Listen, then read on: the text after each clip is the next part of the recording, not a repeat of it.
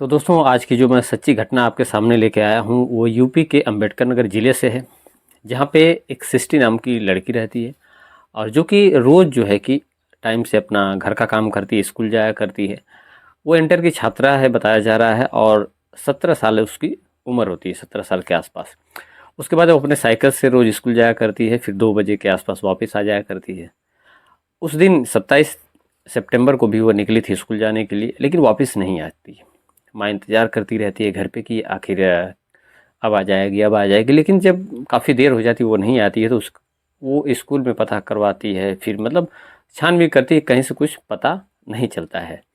उसके बाद जो है कि वह पुलिस में भी कंप्लेन करती है। तलाश हो ही रही थी कि उसी गाँव में एक महिला अपने खेतों की तरफ जाती है, जहाँ पे धान है, गन्ने के खेत हैं। वहीं पे एक जो है कि लड़की की जो है कि डेड बॉडी देखती है और उसके बाद वो चीखती चिल्लाती है, सबको इकट्ठा करती है और उसके बाद वो देखती है कि ये तो सृष्टि है। सारे लोग देखते हैं, पहचान होती है, पुलिस को सूचना जाती है, पुलिस कवर करती है बॉडी को। वहीं पे उसकी साइकिल भी पड़ी रहती है, धान का खेत होता है और गन्ने का भी खेत होता है। उसके बाद जो है कि वहाँ से उसकी बॉडी को भेज दिया जाता है पोस्टमार्टम के लिए और तमाम जो है कि इस पे फिर जांच शुरू करती है पुलिस और जांच करते करते जो है कि पुलिस फिर मोबाइल की डिटेल भी खंगालती है। तो पता चलता है कि इसके पहले पिछले दिन जो है कि वीडियो कॉलिंग से एक लड़के से उसकी बात हुई रहती है, जिसका नाम सन्नी कुमार है। सन्नी कुमार ये वो लड़का रहता है कि जैसे सृष्टि के जो है कि पर्दार में या चाचा के लड़की की शादी जो है कि उसी सन्नी के भाई से हुई रहती है। यानी कि सृष्टि जो है उसकी जो है एक तरीके से साली लगती है, यानी सृष्टि के जीजा का भाई रहता है।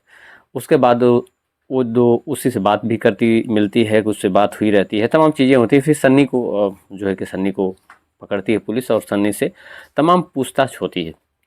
और अब जो मामला निकल कर, शुरू में तो बहुत सारी इस पे तमाम तरह की बातें चल रही थी, लेकिन उसके बाद जो है कि सन्नी पकड़ा जाता है और उसके बाद पुलिस द्वारा एक बयान अभी जारी किया जाता है 30 तारीख को, जिसमें बताया जाता है बाकायदा कि जो कि सृष्टि नाम की जो लड़की है वो बात करती थी सन्नी कुमार से और जिसके चलते जो है कि सन्नी कुमार ने उसको मार डाला, क्योंकि सन्नी कुमार किसी और से भी बात करता था और सृष्टि जो है उस पर शादी करने का दबाव बना रही थी और उससे शादी नहीं करना चाहता था।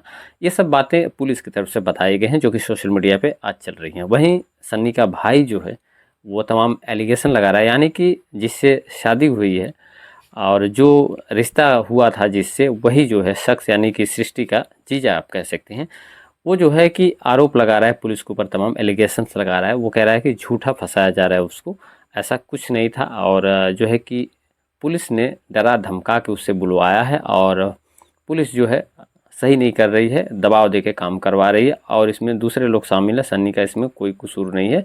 उसका अगर कसूर होता है, जांच बिठाई जाए तो फिर उसको फांसी दे दी जाए, ऐसा आरोप लग रहा है। और तमाम सवाल भी खड़े हो रहे हैं, सन्नी की माँ की तरफ से भी सवाल खड़े हो रहे हैं और हालांकि पुलिस की तरफ से ये चीज़ें बता दी गई हैं साफ तौर पे कि इसमें जो है कि सन्नी कुमार वही असली जो है, इसका जो प्रेमी, कथित प्रेमी बताया जा रहा है, वही इसका असली कातिल है। अब मोटिव ऑफ मर्डर जो होता है वो बताया जा रहा है पुलिस की तरफ से, तो वही है कि उसे पीछा छुड़ाना चाहता था और उसको रास्ते से हटाना चाहता था। वहीं सन्नी कुमार का जो भाई है वो, उसका कहना है साफ तौर कि वह जो है दुकान पे रहता था, मैकेनिक का काम करता था और 9 बजे वहाँ दुकान पे भी था। घर पे भी जो बात हुई उसकी सन्नी ने बात की है 8 बजे के आसपास। फिर वो इतने 20-25 किलोमीटर दूर किस तरीके से जाके या फिर किसी का मर्डर करके फिर वापस आ सकता है, आखिर क्यों करेगा? बहुत सारे सवाल जो है परिवार की तरफ से उठाए जा रहे हैं। फिलहाल पुलिस ने ऑफिशियल बयान दिया है उसमें। अब देखने वाली बात ये होगी कि इसमें आगे क्या चीज़ें होती हैं, कि बड़े सारे सवाल इस घटना को लेके चलते हैं दोस्तों।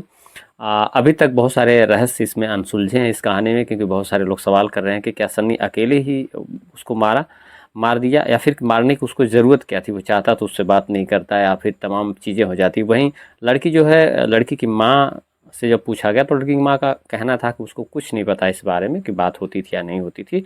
तो कह सकते हैं आप कि बहुत ज़्यादा हाईलाइटेड या बहुत सारी ऐसे एविडेंस कहीं नहीं निकल कर आ रहे हैं कि जिसमें कोई बताया कि हाँ इन लोगों के बीच में तमाम अफेयर चल रहा था, तमाम चीज़ें चल रही थी। आमतौर पे आप देखते होंगे कि जो रिलेशन में जो चीज़ें होती हैं, रिश्ते होते हैं या जीजा सालिया जो भी रिलेशंस होते हैं, उसमें आपस में बहुत सारी बातचीत होती है तो उसको कोई अदरवाइज़ नहीं भी लेता है। प्रेम पसंद जैसे प्रेम का मामला रहा भी होगा तो उसको बहुत ज़्यादा कोई सीरियसली नहीं लेता है, क्योंकि ऐसे मामलों में बातचीत होती रहती है तो कोई बहुत ज़्यादा सीरियस नहीं इसको लेता है। अब अंदर तक कहानी क्या थी वो तो या तो सृष्टि जानती थी या तो सन्नी को पता है।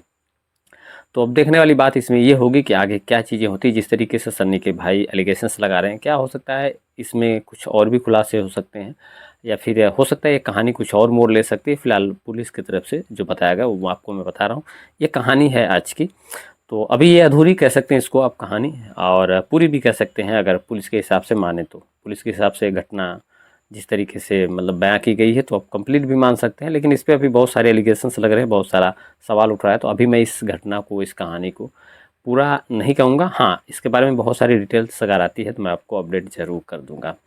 फिलहाल रिक्वेस्ट है, चैनल पे नए हैं तो सब्सक्राइब करके बेल आइकन को प्रेस करिएगा, ताकि जो भी अपडेट होगी, जो भी कहानी मैं बताता हूँ उससे रिलेटेड जो भी अपडेट छूट जाती है, अगर उसकी अपडेट मिलती है तो मैं आपके सामने वो कहानी, वो घटना का पार्ट 2 ज़रूर लेके आया करूँगा। फिलहाल आज के लिए इतना ही, मिलते हैं आपसे नेक्स्ट वीडियो में, तब तक के लिए जय हिंद।